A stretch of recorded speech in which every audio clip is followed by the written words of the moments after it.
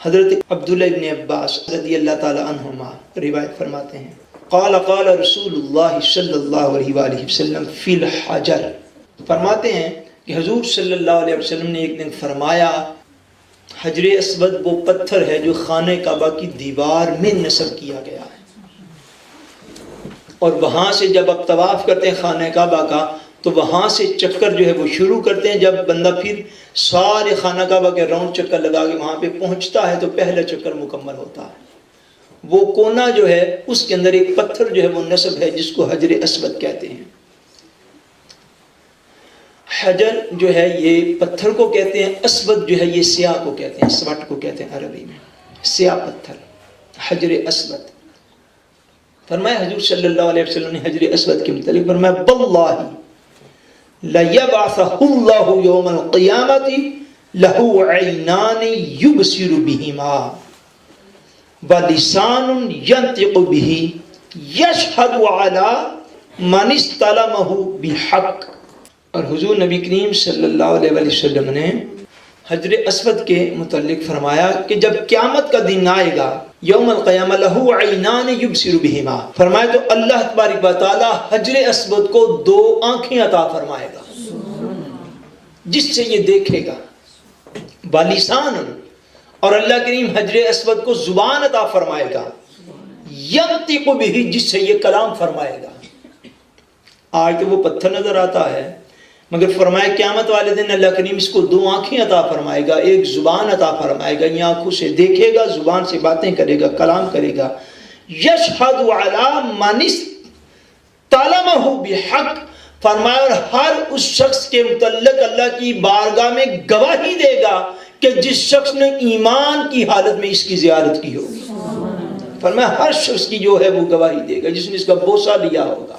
جس نے استلام کیا ہوگا، جس نے اس کا بوسہ لیا ہوگا، جس نے فرمایا حجر اسود کا بوسہ لیا، استلام کیا، یعنی دور کھڑے ہو کے ہاتھ بھی ہلاتے ہیں، وہ بھی بوسے کے برابر ہوتا ہے۔ حجر اسود جو ہے وہ اس کا نام ہی حجر، وہ پتھر ہے،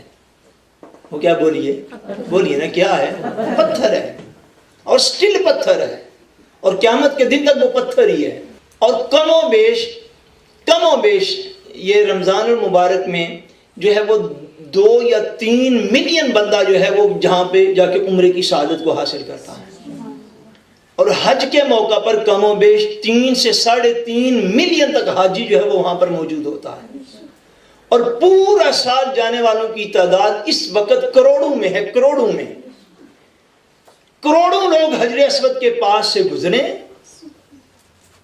تو حجر اسود اتنا علم رکھتا ہے اور اتنی پہچان رکھتا ہے، ہر شخص کو الگ الگ پہچانتا بھی ہے اور ہر شخص کو الگ الگ جانتا بھی ہے کہ یہ کون ہے، کہاں سے آیا ہے، اس کا نام کیا ہے۔ جب تک یہ علم حاصل نہ ہو تب تک گواہی نہیں دی جا سکتی، جس کو حضور نے یشہد فرمایا کہ گواہی دے گا قیامت والے دن۔ اس بات کو سمجھیں کہ وہ پتھر، اب حجر اسود کیا ہے؟ حضرت عمر فاروق رضی اللہ تعالیٰ عنہ ایک دن حجر اسود کے پاس سے گزرے، آپ نے حجر اسود کا بوسہ لیا تو ساتھ ہی ارشاد فرمایا حجر اسود میں کبھی تیرا بوسہ نہ لیتا کہ میں صرف اس لیے تیرا بوسہ لیتا ہوں کہ میں نے حضور کو تجھ پر بوسہ دیتے دیکھا ہے، اس کے علاوہ تیرا بوسہ لینے کی کوئی وجہ نہیں۔ فرمایا تو ایک پتھر ہے، میں جانتا ہوں تو نہ نفع دے سکتا ہے نہ نقصان دے سکتا ہے، مگر بوسہ اس لیے لیتا ہوں کہ حضور نے تیرا بوسہ لیا ہے۔ وہ پتھر جو باعث تکریم و عزت اس لیے ہو محض کہ حضور نے اس کا بوسہ لے لیا ہو، جس کا حضور بوسہ لے اس کے علم کا یہ عالم ہو، اس کے نالج کا یہ عالم ہو، اس کی شہادت کا یہ عالم ہو کہ قیامت تک آنے والے سارے مسلمان ان کو جانتا بھی ہو، پہچانتا بھی ہو۔ سو جس کا بوسہ لے لینے سے حجر اسود کو اتنا علم مل چکا ہو، اس کی اپنی ذات کے علم کا عالم کیا ہوگا، اس کی اپنی پہچان کا عالم کیا ہوگا، جو قیامت تک آنے والے اپنی ایک ایک امتی کو یوں پہچانتا ہے۔ صاحب بہار شریعت نے لکھا رحمت اللہ تعالی علیہ، آپ نے لکھا کہ حضور اپنی ساری امت کو یوں پہچانتے ہیں کہ پاس بیٹھنے والے دو شخص بھی ایک دوسرے کو شاید اتنا نہ پہچانتے ہوں جتنے مصطفیٰ اپنی ساری امت کو پہچاننے والے ہیں، کیونکہ حضور جس کو فیض دے دیں وہ پتھر ہو کر قیامت تک سب کو جاننے والا ہے، اور پتھر ہو کر سب کو پہچاننے والا ہے، اور پتھر ہو کر گواہی دے گا قیامت والے دن کہ یا اللہ اس شخص نے بھی میرا آ کے بوسہ لیا تھا۔